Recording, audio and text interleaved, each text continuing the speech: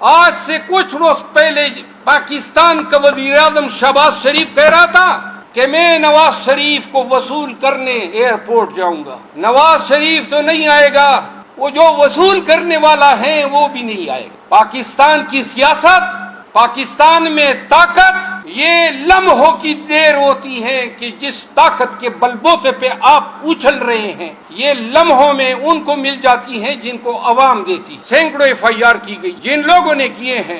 اگر میں نے زیادتی اور قانون توڑا ہے تو اس ایف آئی آر کو ہم کبھی ڈیفینڈ نہیں کریں, لیکن اگر آپ نے مجھے توڑنے کے لیے کی, میرے ساتھ جبر اور زیادتی کرنے کے لیے کی, اس ایک ایف آئی آر کا انشاءاللہ ہم پوچھیں گے, قانون آپ سے پوچھے. یہ پاکستانیوں کی قسمت نہیں ہے کہ جب بھی جس کا موڈ جس کی مرضی چاہے ایڈونچر کرے اور قانون کو اور آئین کو ایبروگیٹ کرے. آپ نے راستہ بنا لیا ہے آئین کشی کی. آپ نے پاکستانیوں کو اور پاکستانیوں کے دستور کو, ان کے شعور کو, ان کے جمہور کو آپ نے بار بار پاؤں تلے روندا ہے.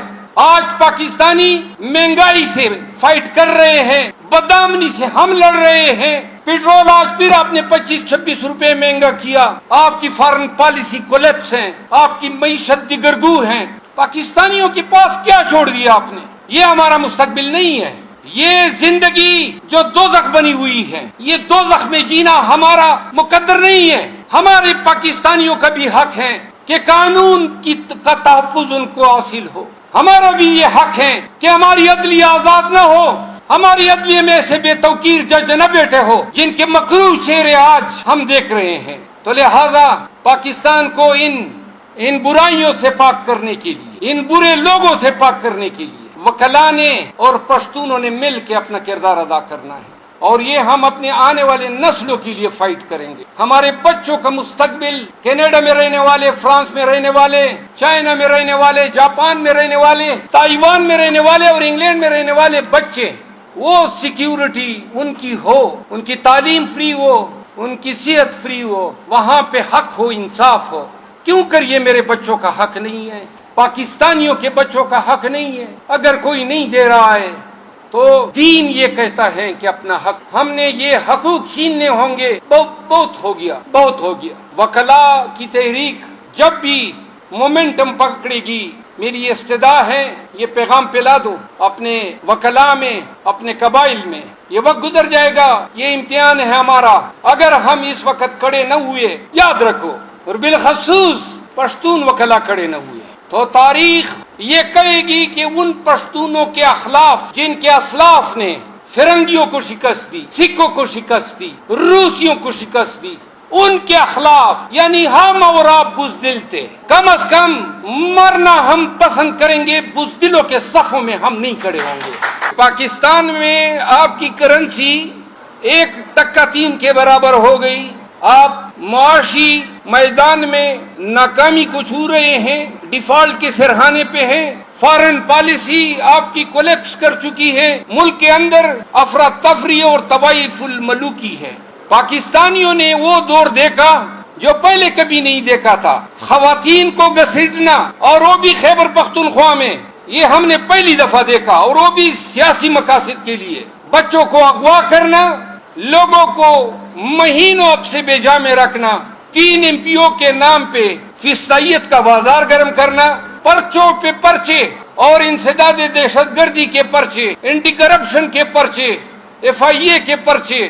پاکستان تحریک انصاف سے وابستہ ایک شخص کو آپ نے نہیں چھوڑا, ان کے خاندانوں کو آپ نے نہیں چھوڑا, اور آپ نے ظلم و جبر کا وہ بازار گرم کیا.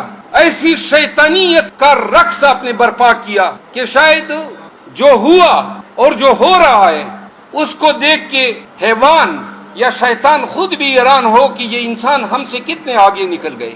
اور جب خوف پھیلا اور لوگوں کو ڈرایا گیا, اور پاکستان میں ڈر کا جو افریت تھا وہ پورے پاکستانیوں کے دماغوں میں سما چکا تھا. اگر باریں اپنے وقت پہ اٹھتی, 9 مئی کے ساتھ اٹھتی, تو پاکستان میں ان طاغوتی طاقتوں کی اتنی جرأت نہ ہوتی کہ پورے پاکستان کو یرغمال بناتے. ان کی اتنی طاقت نہ ہوتی کہ پورے قوم کے گلے پہ ہاتھ ڈالتے. دیر آیت درست آیت کے مصداق آج بھی قوم کی نظر وکلا کی طرف ہے. قوم کی نظریں جو ہیں وکلا کی طرف ہیں، کیونکہ آپ اور میں جانتے ہیں کہ جج، پولیس افسر، فوجی، ایجنسی اہلکار قانون میں کہاں پہ کڑے ہیں. کس کو ہاتھ ڈالتے ہیں تو اس کے ہاتھ ڈالنے کے پیچھے قانون کی کتنی طاقت ہے اور یا کتنی لاقانونیت ہے. اس قانون کے پیشے نے ہمیں سمجھایا ہے، ہمیں پڑھایا ہے کہ وکیل لاقانونیت کے آگے سر نہیں جھکاتا ہے. اگر لاقانونیت ہے تو وکیل اپنا سر تو توڑ سکتا ہے، لاقانونیت کو پنپنے نہیں دیتا ہے. پاکستانیوں کی امیدوں کے محور ہیں آپ، مظلوموں کی آواز ہیں آپ ہی وہ لوگ ہیں جو اٹھ کے کڑے ہو کے ببانگ دہل یہ کہہ سکتے ہیں کہ ہم نہیں مانتے ہیں ظلم اور جبر کے ان ضابطوں کو، ہم نہیں سر جھکاتے ہیں آپ کے ان فستائیت کنڈوں کے آگے. کون بتائے گا؟ اللہ نے آپ کو جرت دی ہے، اللہ نے آپ کو قانون کے علم سے روشناس کرایا ہے. وہ آپ ہی ہیں جنہوں نے اٹھنا ہے. اور پھر میں کیا کہوں، آپ تو پشتون ہیں. یہ جب ڈر پھیلا اور وہ وقت تھا کہ ہم وکلا کی 2 یا 3 آوازیں تھی جو پاکستان میں گونج رہی تھی، اور وہ وقت تھا انہوں نے کوئی طریقہ ایسا نہیں چھوڑا ڈرانے کا، دمکانے کا، خوار کرنے کا، ذلیل کرنے کا. لیکن یہ جو زندگی ہے یہ سن لیں، پیدا ہونا، کھا پی کے مر جانا، یہ زندگی اگر کوئی زندگی ہے تو ایسی زندگی پہ میں لعنت بیچتا ہوں. زندگی وہ ہے کہ آپ جب اس مقام پہ پہنچیں، جب آپ قانون اور قانون کے پیشے سے قانوندان کی حیثیت سے شناخت، تو یہ آپ کا فرض ہے، آپ کے بچوں کے واسطے، آپ کے مذہب کے واسطے. قرآن کہتا ہے، قرآن کریم کہتا ہے کہ آپ نے شہادت نہیں چھپانی ہے، ولا تکتموا الشہادۃ.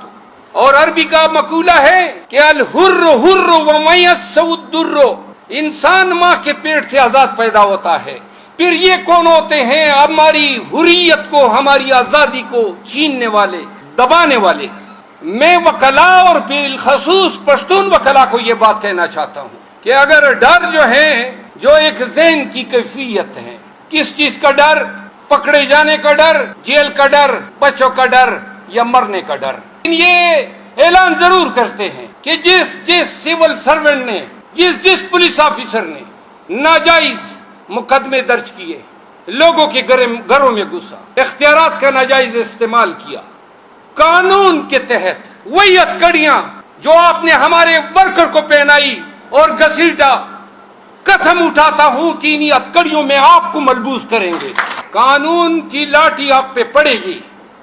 یہ نہ سمجھنا کہ وقت گزر جائے گا اور لوگ آپ کو بھول